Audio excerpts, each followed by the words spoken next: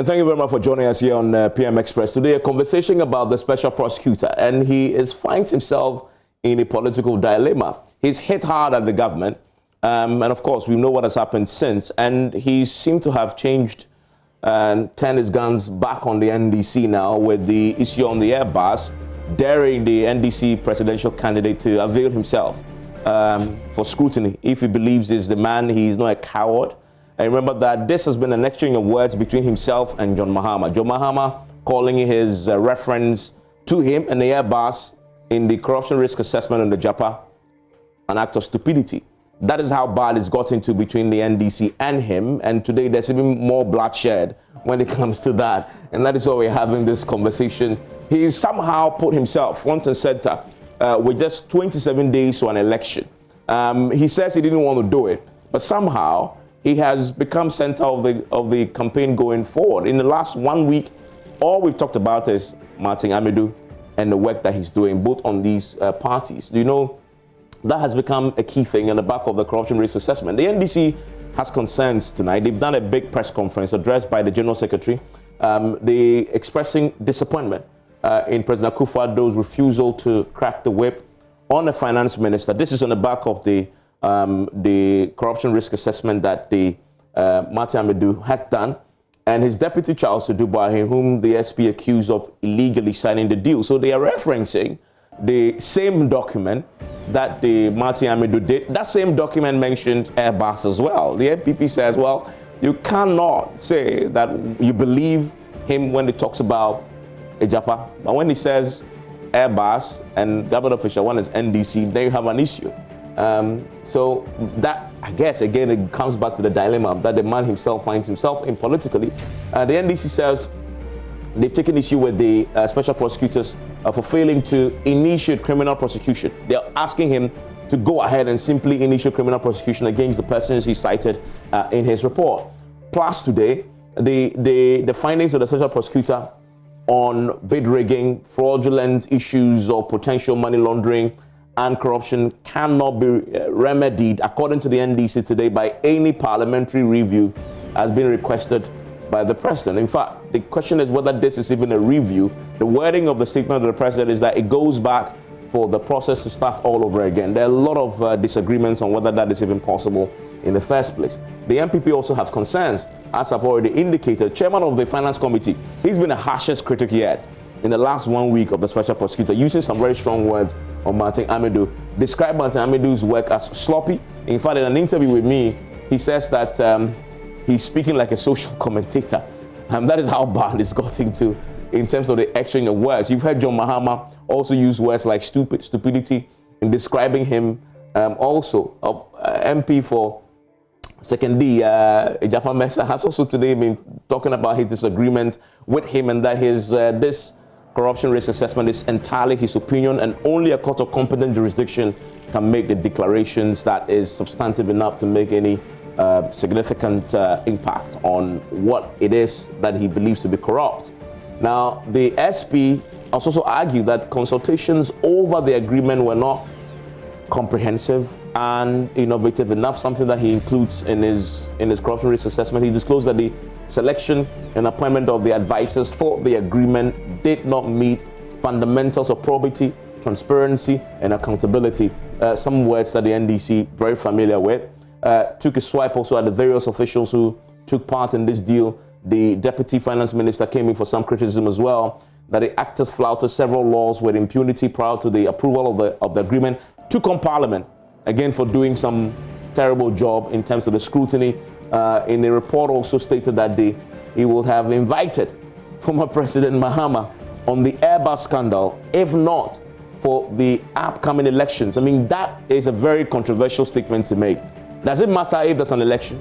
If something is happening which is wrong, should the impending elections tie his hands, prevent him from acting? I'll ask my guest, who will join me shortly, on that statement he makes. Former President Mahama has since rubbished that quite strongly. And so the key question that must be asked is making sense of this political dilemma that he finally somehow has placed himself in. When I return from this break, we'll be joined by Inusuf Hussaini, who of course is the ranking of the Constitutional Legal Affairs Committee, Andy Japan-Mensah, lawyer himself, MP for Sekondi, both of them helping me look at this and unpack it. I know Manti Amidu is watching tonight. They possibly might be watching what they say because they might get an epistle tomorrow in reaction. Stay with me after this break.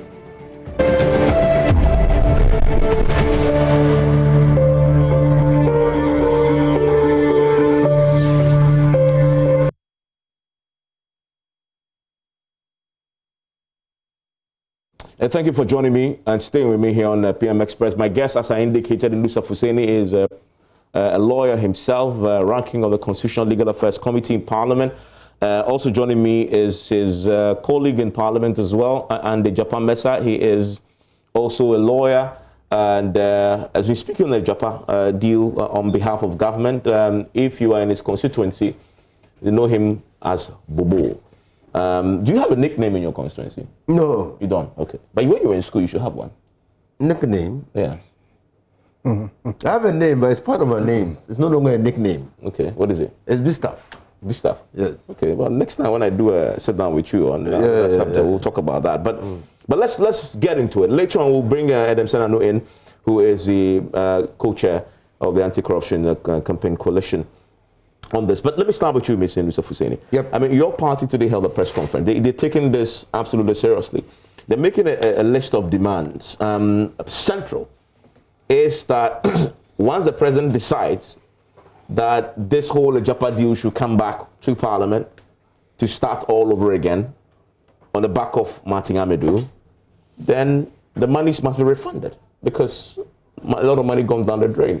And that if that doesn't happen, 2nd of December, they are going to demonstrate. Next week, they'll probably be filing processes in court also to challenge some of the issues that had also emerged. I don't know where you stand on the back of all this that Martin Amidu, of course, has been at the center of. Well, Evans, let me say good evening to you and your cherished viewers and my good friend, Ajapa, Honorable Ajapa Mensah. Indeed, I stand with the people of Ghana on this matter. I stand with civil society organizations. I stand with the PIAC. I stand with all those who have said that the Japa deal as presently constituted or done is not good for Ghana. In fact, I stand with the minority on this matter. Because the minority, when the deal was introduced in Parliament, had said clearly that this deal lacked the necessary transparency, accountability, and probity provisions. Failed, refused, or neglected to comply. I mean, the minister failed, refused, or neglected to comply with the laws of the country. That the deal, in essence, breached fundamental rules of the country, the constitution of the country. Which because it infringed Article 106 of the Constitution. Which is what? That is to say that a law is a law when it is passed by Parliament and assented to by the President. The law that upon which the deal was being ratified had not yet been assented to by the President. And Parliament was purported to take an action on a law that was not yet in existence. And we have said that clearly. I mean, and I have no fear mentioning here that it was when Mr. Ajapa was debating that I rose on a point of order and told the whole Parliament that what we're doing was unconstitutional. That we engaged in a gigantic illegality. Because we had passed amendment to the Minerals Income and Investment Fund Act. In fact, let me backtrack a little. In 2008, the finance minister introduced a bill in Parliament intending to pass a law to regulate how we use our minerals income in this country by creating a special purpose vehicle that could hold the royalties and use the royalties for the purposes of scrutinizing resources that we could get presently to be able to meet our development challenges. Now that vehicle was in the nature of a mistletoe, was an instrument of the fund, had no life of its own. But when the bill was passed into law, and the minister started working on the Japa, he came back to Parliament to tell us that corporate governance in that sector required that the special purpose vehicle have a life of its own. To put it simply for your listeners to understand, that the corporate, the special purpose vehicle must be a corporate entity, a legal entity by itself. It must have life of its own, no longer resting on the fund. Okay, so we amended the law for him. The law had been passed by Parliament, but the President assented to the law on the 27th day of October. This deal was ratified by Parliament on 14th day of August. So those were some of the fundamental issues. That is what Hamidu has captured. I mean, that is why NDC is saying that in actual fact, Martin Hamidu has not said anything different from what many people are saying. But what you're also saying is that you agree with Martin Hamidu's document. Yes, in essence, under Ajepa, because there is nothing fundamentally different from, from the position of the minority in the document or report produced by Martin Hamidu. But you also, a lot of it was suspicion, conjecture. Martin No, it was not suspicion. Findings of fact. We had asked, for instance, we had asked that they produce the PPE approval that gave the minister the authority to retain Imara. It was not produced. And so you could not, so you could stand there and say, look, we asked for PPE approval, it was not produced.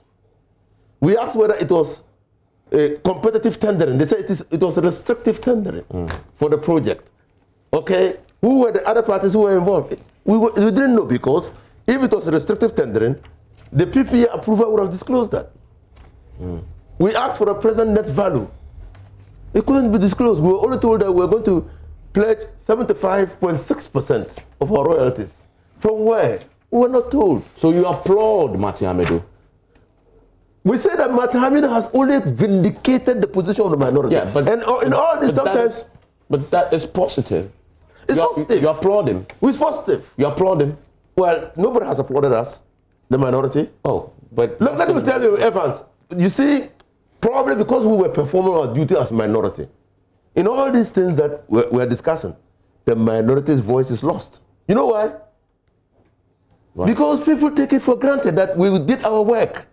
It is when the minority stood firmly against this deal and spoke vehemently against it and walked out of Parliament that put the issue on the front burner. Okay, but I'm curious, why are you shying away from applauding Martin Hamidu? For what? He's not brought anything new. We're saying that it's not brought, Martin Hamidu has not brought anything new. Go back and take the hands out. So the work is not necessary?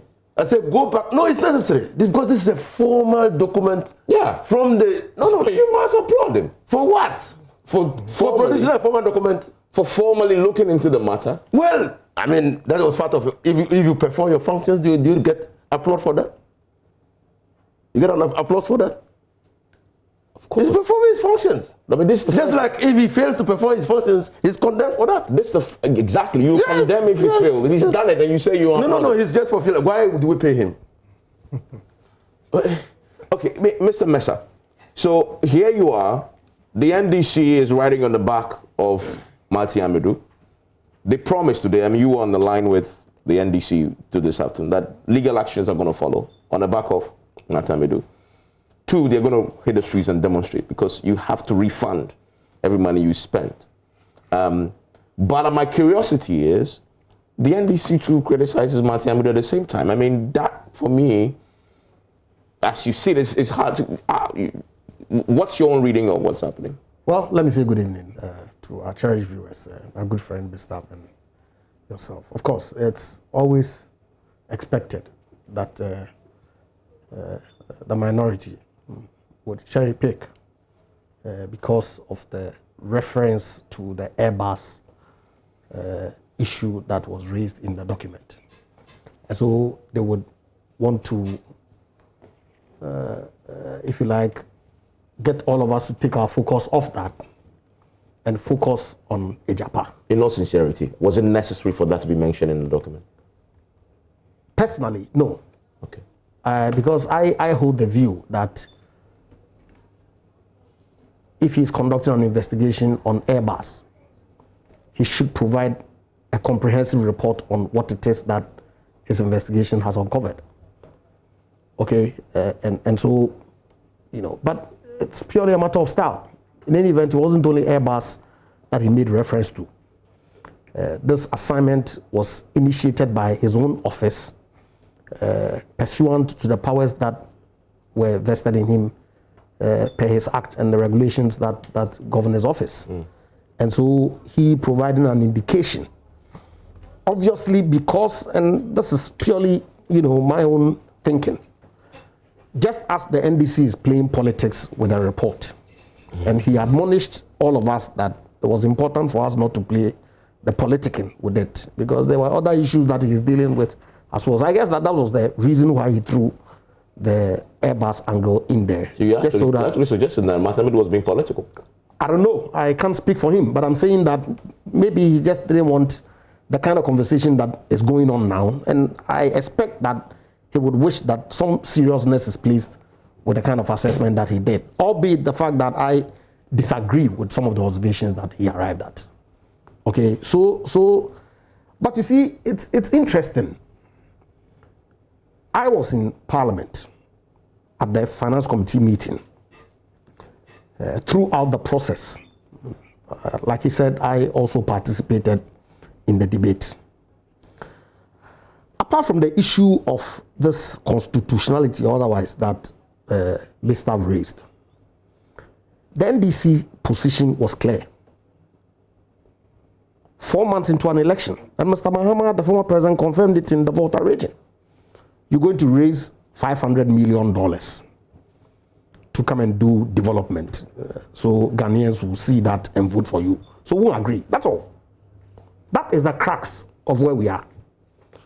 Because Bistav's constitutionality issue that he raised on the floor was addressed. But what you're saying is not true, is all. But that's exactly what's happening. Matamidi has far more fundamental issues of bid rigging, potential corruption. That's why I said that he's made his assessment.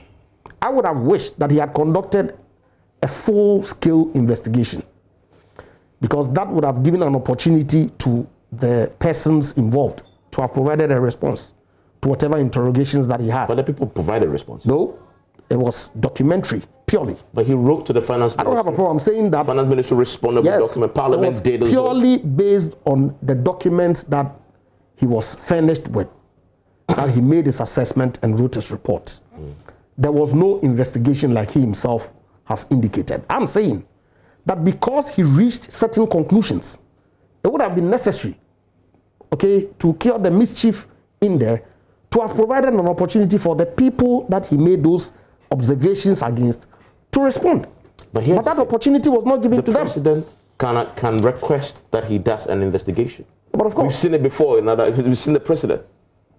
I don't have a problem. Yes, but so if you ask for investigation, the president should go ahead and ask. The president has given an indication of what he thinks ought to take place, which is to say that this transaction has been approved by Parliament. The special prosecutor has conducted some corruption risk assessment and has come out with some observations to the effect that potentially corruption could occasion in the manner with which the transaction has been structured. And so the president has said that take it back to Parliament, let them review it, and then whatever loose ends that is still hanging that needs to be tidied up is tidied up at that point. And I think it's the right thing to do. Okay, but I have issues with some of the findings that the special prosecutor reached. The issue of capacity with respect to the deputy minister, that he cannot execute documents on behalf of the Republic of Ghana. Founded on the public. It's a question of law, right? What's your argument? Where does the law say? Article 79 defines who a deputy minister is. His function is to assist the minister in the execution of his functions. And so if the minister delegates a certain function to the deputy minister to execute a document on his behalf, that is not binding. But chief directors and other public officers can. Because the Public Financial Management Act that he makes reference to is clear. In section 5.2, okay, it says that the minister may delegate any of the responsibilities under subsection 1 to the chief director or to a senior public officer, not below the rank of a director within the ministry. You put the deputy minister in that bracket. I'm saying that the deputy minister, constitutionally, His role is to assist the minister in the performance of his functions. And so if the minister can delegate to the chief director and public officers, you are saying to me that he cannot delegate to the deputy minister. In any event, in the hierarchy, is the deputy minister not higher than what you call it? Chief director. Director within the public service. So I disagree with him entirely.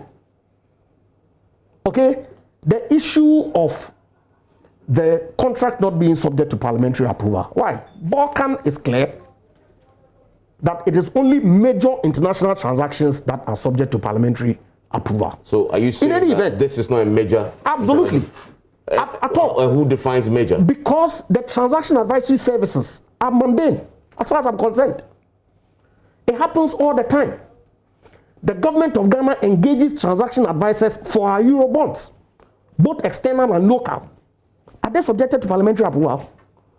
How different is that transaction advisory work from what Imara was engaged to do? The solicitors that were engaged to assist government on the ITLOS dispute with Ivory Coast, they were English firms. Was it subject to parliamentary approval? Was it not an international transaction?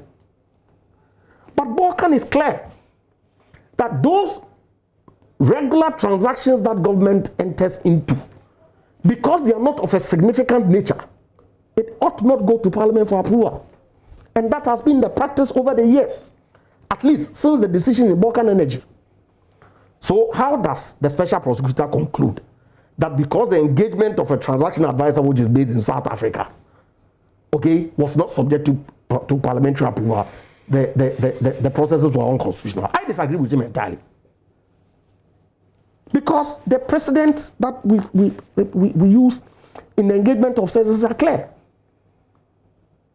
Yeah, I mean, so I make the point to you today that you disagree with him, but the president, by his action, saying that on the basis of that report, he's going back to Parliament for the process to start all over again. I don't have a problem at all. And I'm saying better than that. Why? So because His Excellency the President has given a directive, is that an admission? We cannot critique Mr. Martinamidi's work. Is that your suggestion? That because the President has given a certain indication on how he thinks the transaction should proceed going forward, we cannot critique the work that Mr. Martinamidi did. That is the President. His view matters. But absolutely, yes. So the President's view is going to be carried out. But I'm saying that I disagree with aspect of the decision that he delivered. Why? I'm not entitled to critique him. So there's nothing he did in that report that you agree with? I haven't said so, but I'm saying that I disagree with aspect of the report that he delivered. So which aspect do you agree? Oh, Evans, don't put me on the spot. I'm just dealing. It's a fair question. Because I don't think it's fair. Oh, it's a fair question. You can't say that you disagree with everything. Look, His Excellency the President has given an indication on what it is that he thinks ought to be done. That process will be carried through. And the other day I was on GTV with my very good friend here, and we indicated the possible outcomes of what is likely to happen. It's likely that the motion for rescission of the decision would be tabled, taken, and then subsequently the documents resubmitted for parliamentary consideration. When we get there, we will deal with the issues as they come up. Okay, but I'm saying that if you look at the law, okay, if you look at the decisions of the Supreme Court, it cannot be the case that the procurement of the transaction advisor was unlawful at all. Okay. Mr. Nusafusini. Well, there are aspects, obviously, there are aspects of the report of Martinamidu which can be subjected to further critique. One, the minority never even made it to the issue of whether or not, by virtue of provisions of the Constitution, Article 181 of the Constitution, Imara, which was engaged or retained as a transaction advisor, should be submitted to Parliament for parliamentary approval. I concede, and that is true. Because we had not seen the engagement. We had not seen it. So we could not be making that pronouncement. And in fact, it's true that there is precedence that some type of international financial transactions have not submitted themselves to Parliament. Kufo bought Peugeot cars from Nigeria, you remember? They were not subjected to parliamentary approval. The aircraft that Rolls bought, Kufo exchanged it with, for 3 other aircraft with the Chinese. he never subjected it to parliamentary approval. So these were international transactions. But so there are some aspects of international, and I agree with him. Balkan says that Parliament should come out with an act that will define the type of financial transactions that can be submitted in Parliament. So yes, so we never made it to that place. The minority never got access to the document. And when I say the minority never got access to the full complement of the documents, you must understand. When the special prosecutor started his investigation, his assessment, corruption risk assessment, it had to take many letters to the Minister of Finance to produce documents for the Finance Minister. That's a special prosecutor performing his functions under law. I mean, the Minister of Finance knew at the time he was submitting the Ajepa deal to Parliament for ratification that Parliament was constituted by 169 members of Parliament of the majority. And that if the minority walked out, he still will have his way. Yes. So he had no obligation whatsoever. He didn't feel compelled to submit any document to us. In fact, Parliament was treated with contempt. And when we asked, what were you submitting? What were you going to use to scrutinize the Ajepa deal? I mean, they were not forthcoming with figures. Yes, you say that NDC has condemned aspects, and I agree with my brother Ajepa. It's a red herring. The issue of the Airbus, Ajenim Ajie, that PPA bomb, yes, and the other one that he mentioned are red herrings. The special prosecutor had elected to invoke his own jurisdiction, we call it Somotu, by himself, to do an analysis of corruption and a corruption risk assessment on the Ajepa deal. So you don't throw in aspects, things which are not connected with the Ajepa deal. And you provide cannon fodder for people to attack each other. You don't do that. He was just doing his job. He was updating us, the people. You're not updating us, you're just providing the basis for what we are doing now. No, but political equalization. But he was no. Is that what he was doing? That's what he was doing. He was updating He us. did it consciously. Yes, of course. Let me tell you why he did it consciously. Okay, I'm listening. He did it consciously because I listened to the president when he was referring the Airbus matter to the to Matamiri for investigation. Yeah. The president never mentioned John Dramani Mahama. The whole referral was not to investigate John Dramani Mahama. The whole referral was to investigate the circumstances surrounding the acquisition of the Casa aircraft. Yeah. The Casa aircrafts, the purchase of the Casa aircrafts had a negotiating team composed of the officers of the Ministry of Defense and the Ministry of Finance. They are still at post. Some of them are still at post. They're not campaigning. So have they also bought an insurance? Have they bought an insurance? So why hasn't Martin Hamidu started investigating? The referral was not to investigate John Dramani Mahama. Yeah, but he's established that government officer one is... The referral was not for him to establish who government official one is. Nobody can dictate to him. No. It was a referral. Yeah, it was a... No. But if in the course of the investigation establishes that he shouldn't say... Evans, it was a referral. We are working on the basis of something. There's a foundation. And the foundation is the referral that was given to him by His Excellency Nana Addo Dankwa Akufo-Addo. And all of us read the referral. Yeah. So why are you zeroing in on John Dramani Mahama? Why haven't you investigated them or interviewed the officials of the Ministry of Finance who led the transaction, who led the purchase of the aircraft? Why haven't you investigated officers of the Ministry of Defense who did the technical inspection of the aircraft? Why haven't you investigated members of parliament who were part of the delegation? Why? And why is it John Dramani Mahama? Why? So you believe... To what purpose? If you said, and John Dramani Mahama made a statement and whatnot, to what purpose was he seeking to achieve? What was he seeking to achieve by that? Okay. So when John Mahama responded to him, he fired back another letter. Well, that is another matter, you see. In which he now gives us further and better particulars about the work he's been doing on this, including writing letters to establish the link between John Mahama's brother and some letters that John Mahama had endorsed for him. He says on the 10th of March 2020, the special prosecutor wrote letter to reference number, he mentions it.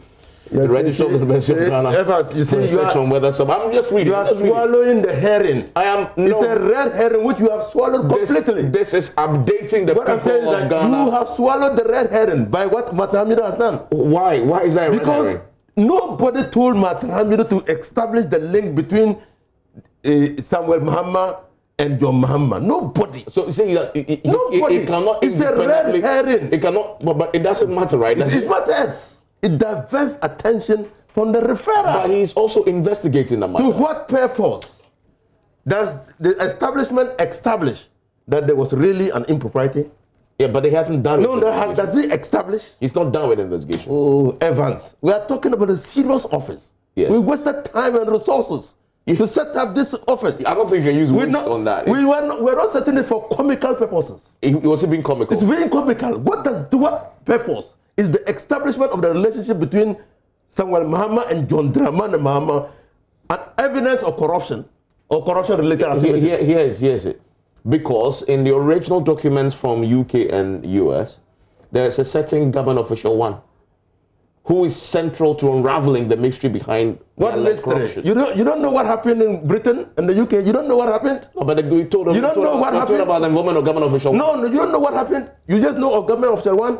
What happened? Yeah, but was that Boeing lodged a complaint against Airbus for using somebody who could improperly influence the purchase of the government official one. Who could improperly influence the purchase of aircrafts. Nowhere did Boeing assert that they paid bribes to Ghanaian officials. No, but if that person was abusing his power in his office, please, abuse of power. Yeah, in his office. Then Martin Hamidu will have a lot of cases to investigate. But that also passes for corruption, yes. I mean, cases. And bribes were paid. And bribes were paid. Nobody said bribes were paid anywhere in the report. In the report, no. In the report, nobody said bribes were paid. In the UK report, it was serious? It was mentioned. No, it was mentioned. Where in fact, the crux of the allegation is that Airbus admitted in court that they paid bribes. To who? To the individuals who facilitated the deal. Which bribes? To which individuals? To the individuals who it was said. That's what he admitted. Which individuals? Not to government official one. No, which individuals? Which government officials? But as we know now, again quoting Martin Hamidu, Mr. Adams Mahama. Evans. The allegation is that they took money in excess of 3 million. Are you saying here on set that Airbus and the investigations admitted in court that they paid bribes to government officials? Is that what you're saying? No, they paid bribes to government officials. No, but that's not what they said. So they paid bribes to who? They paid bribes to the individuals, including allegedly Mr. Adams Mahama. You see, you have not read the report. No, but that's what the report said. You have not read the report. That is categorically. No, you have not read the report. The report is said. that when Airbus commissioned a due diligence expert to look into the engagement of the company set up by Mahama and others for the purposes of engaging Ghana for the purchase of the aircrafts. The due diligence expert said that the relationship between Samuel Mahama and government officials in Ghana was likely to raise issues of. No, and so, listen, I'm coming. I'm coming. Listen, but the agreement, you brought it. You said bribes. Sure. You said bribes. I didn't say it. It is in the report. No, it's not in the report. I'll pull it out for you. Pull it out. Go on. Because when the agreement was signed here, the agreement recited on its face that there will be payment of agent's fee. Okay. But because the contract was terminated between Airbus and Mahama's company, the Spanish company that paid the money. We'll come back to that. But your substantive point is that Amidu had no point doing that in the report. I will entreat you to go back, take the report, read it once again. But quickly, Mr. Japamesa, on that point, he says Amidu was just doing political equalization. Look, paragraph 134 of the U.S. judgment, which released to Ghana, beginning from paragraph... That is an affidavit. Please. That's an affidavit. I'm not reading the judgment. I'm reading the judgment. Okay, what's the title of the judgment? The title of the judgment. 134. In fact, Airbus or its vendors had paid, offered or agreed to pay political contributions, fees or commissions in connection with the three sales in the amount of at least 3.596 million euro. It goes further to say that in connection with the sales to Ghana, beginning in or about January 1, 2009, the Defense and Space Division's Spanish subsidiary contracted with Individual One's brother, and Individual One is an elected government official of the Republic of Ghana, Consultant 4, a citizen of Ghana in the United Kingdom, to act as a third-party consultant for Airbus during the sale. Airbus purposefully sought to engage Consultant 4 due to his closeness to Individual One, which is government official 1. And Airbus management included Consultant 4 in their communications with Individual One. Airbus used Consultant 4 as a conduit. That is the basis of the allegation. Please. What is the basis? What have I said which is different from what you are reading? Chairman. What have I said which is different from what you are reading? We can conclude, because I want to also read a final point on the judgment. As a conduit. No, what have I said which is different from what you are reading? For messages intended for government official 1. Now, this Consultant 4 was paid bribes. What bribes? 3.5 million. That was on the agreement. Which agreement? The agreement that was executed here in Ghana. That was the fees on the agreement. Fees on which agreement? No, but it's surprising why you guys find this thing so uncomfortable. I've read it. Okay. So let's settle this. You have not read it. I made the point earlier. Yes. That this was on the back of Airbus agreeing in court that bribes were paid. You dispute that? Yes. Okay. So this is the UK judgment. Yeah, okay. In addition to providing information regarding prior UK EF inaccuracies, Airbus also accepted that the Bribery Act had provided the SFO with extended extraterritorial powers and potential interest in the facts posed in 2011. Okay. This was exemplary step for the Dutch and French domiciled company reporting conduct, which had taken place almost exclusively overseas. It then goes on to detail, and this is on the basis of which they reached the Read on. agreement. They are talking about jurisdiction. That what you have read is jurisdiction. Read on, please. The basis of the deferred prosecution agreement is the fact that Airbus admits in court that they did pay the bribes, and because of the admission, we won't prosecute. Oh, my brother, you are reading the judgment. Read the judgment, and we'll see where Airbus said they paid bribes. No, but so are you disputing that? Airbus said that there was no basis for the Spanish courts. Okay, there was no basis for the Spanish company to pay Samuel Mohammed's agency fee, and that conduct was wrong. I want to take a quick break. When I return, we'll settle this about. So this really, it's not the main subject. I mean, it's a context about whether the bribes were paid or not. And the document admits that was paid. That is why we should invite Martin Hamid to investigate this matter. Okay. But not be throwing jabs. Isn't what he's doing. Not be throwing red. I want to take a break. When I return, more on this. Edmson will join me also.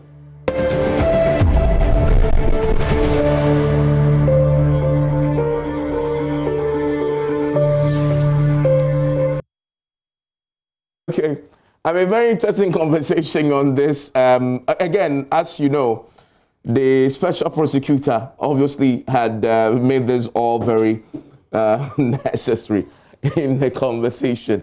On the question of whether there was bribery or not in the Airbus matter. That is what Amido should be working to settle. Okay. Not throwing jabs at him. I read to him, and I want to read to you so you can make up your own mind about this. I mean, don't forget about what we've said. Make up your mind, because this is taken directly from the particulars of offense, right? I read it to this already. It has an interpretation on it. I mean, Japan might too, because they are lawyers. But listen, you can make up your mind. This is what the court or the prosecutor said.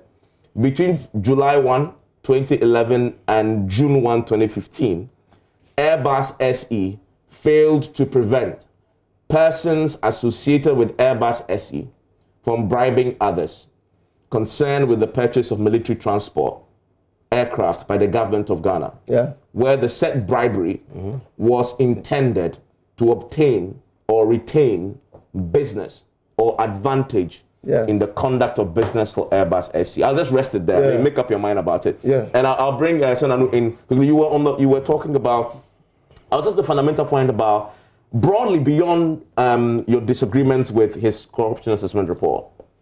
He's been center of the political debate going into a key election. And then he makes the point that he will not bring in John Mahama for questioning because of the elections.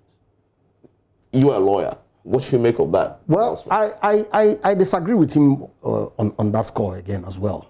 I can understand, you know, the potential for the kind of environment that we're in, the tension that inviting a key political figure such as the flag bearer of the NDC for interrogation could potentially generate.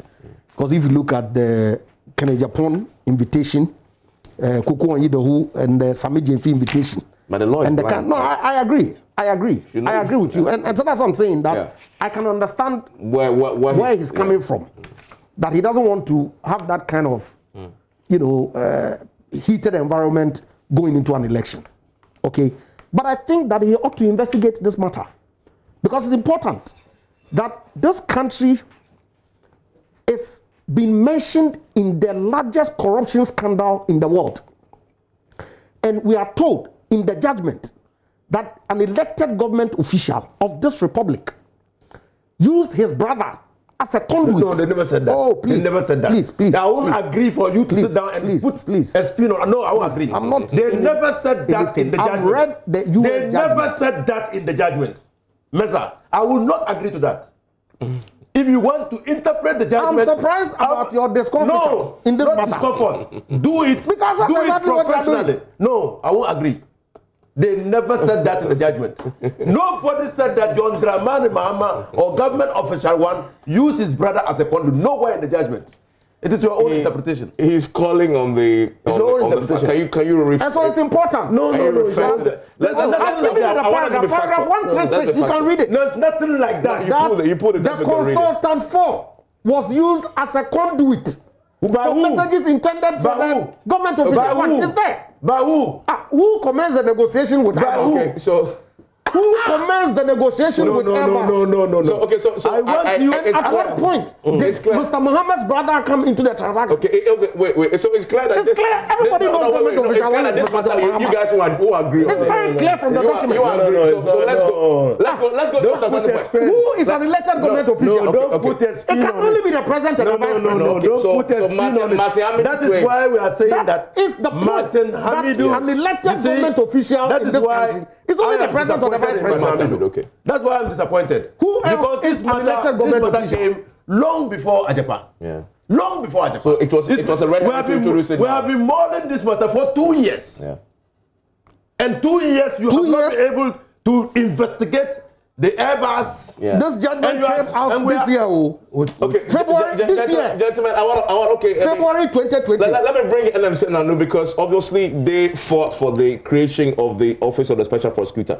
Mr. Senado, you are smiling because the Special Prosecutor has provided a lot of fuel, right? Yeah. For political back and forth. And this is what he himself said he was hoping to avoid. But he seemed to have somehow, become front and center with 27 days to the elections. John Mahama responds to him, and then he comes back and uses words that obviously, describing John Mahama, if he's brave, he should come forward and offer himself. What do you make of his approach in the last 2 weeks on these myriad of issues? You guys fought for this office to be created.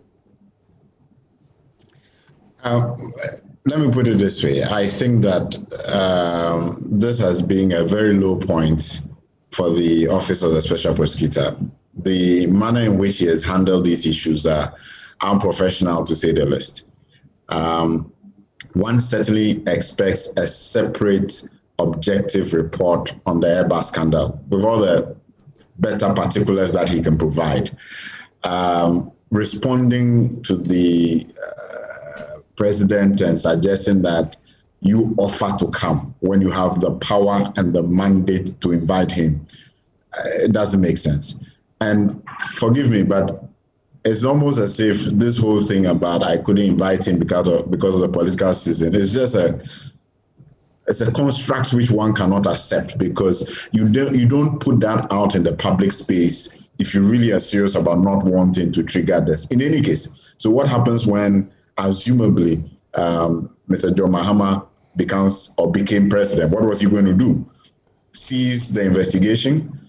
The logic is not there. So unprofessional, not acceptable, and I think Mr. Amidu should focus on his work, give us a comprehensive, separate report on the Airbus scandal, and he should proceed to invite the former president. This thing of it's a political season is neither here nor there. This is the key question. Do you think he's lost legitimacy on this matter? I don't. On this matter? Yes. On Airbus? There's a sense in which he's been discredited by the approach. I think so. There's a sense in which he's discredited what he did. I mean, it was such a good report, 67 pages, enough information. But once he put in a different, content, it kind of allowed itself to be interpreted in so many ways that don't allow the focus on what has been put out to be there. So there's a sense, I wouldn't say it has totally discredited him, but it has discredited to some extent whether this was not an attempt at equalization, which you don't expect that kind of office to do. It also suggests some kind of bias, which should not have been the case. So yes, there's a sense in which there's been some discrediting. Okay, so now that you've said that, I need to ask you the big question. Can he still, in the interest of fairness, being seen as independent, impartial, going forward, whoever wins, can he still continue to hold his office and do his job with all that has happened in the last few weeks? I think so. Okay. I don't think that it takes away his competencies. I have a feeling that Mr. Amidu needs to work a little bit on getting himself emotionally drawn into things, because I don't understand this wise up, man up, brave up thing. For a public officer at that high level, I should have kept neutral and just followed the due processes, and that would have augured well for all of us. Adam Senano, with the co-chair of the Citizens Movement Against Corruption, thank you very much. And tomorrow he's here on Manifesto Tracker. We're going to look at the anti-corruption policies of both parties. Now, to that last question, as we end, is his position tenable? I mean, because you see, you must not only be seen to be neutral. I mean, you must not only be neutral, but be seen. Public must see you neutral and accept you. You see, all that has happened, can he still hold on? I have known Matamido for a very long time. To be honest with you, I have no problem. I have serious respect for him as a lawyer. I say that when he came to Tamale to practice, my father was a star witness in the property matter that he was handling. I know him so well. That's why when President Akufo-Addo nominated him. Oh, you were one of those on my shows singing his praises. Yes. But you see, Matamido too, I don't know whether because he has been in politics for a very long time, he fails to understand that anonymity is required of a public officer, other than a public officer who is holding a political position. You need anonymity. I mean, look at this country.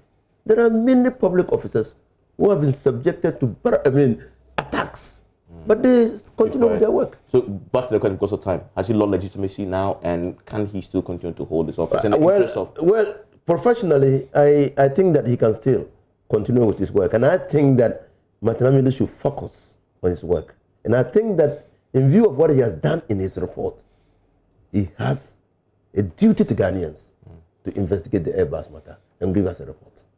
Okay. What about Japa? Japa, he says it's not an investigation. Oh, Ajapa, to be honest with you, this corruption assessment report ought to have come before the deal was laid in Parliament. He said at the closing that this is not an investigation. Should he do an investigation now into Japa property? No, there are many aspects of the report that can be subject to criminal investigation. Okay, by him, because so I guess the question I'm asking, should he do that? His mandate is to investigate breaches of the PPE law. He says he establishes there were breaches of the PPE law. That alone is a clear case. So should he go forward and do that now? Well, he can go. I mean, he can go forward. I'm asking directly. No, he can go forward and do it because he has a discretion, and so I can say go forward and do it. Okay. I mean, the case of Zimbabwe, but you can where discretion is vested in a person to do or not to do a person something. You cannot compel that person to do or not to do. Your final thoughts on this? I mean, NDC says refund the monies that has been paid to African Legal Associates and all the other for work that they've actually done. Yeah, because it's gone down the drain, they believe. How so? The deal is dead.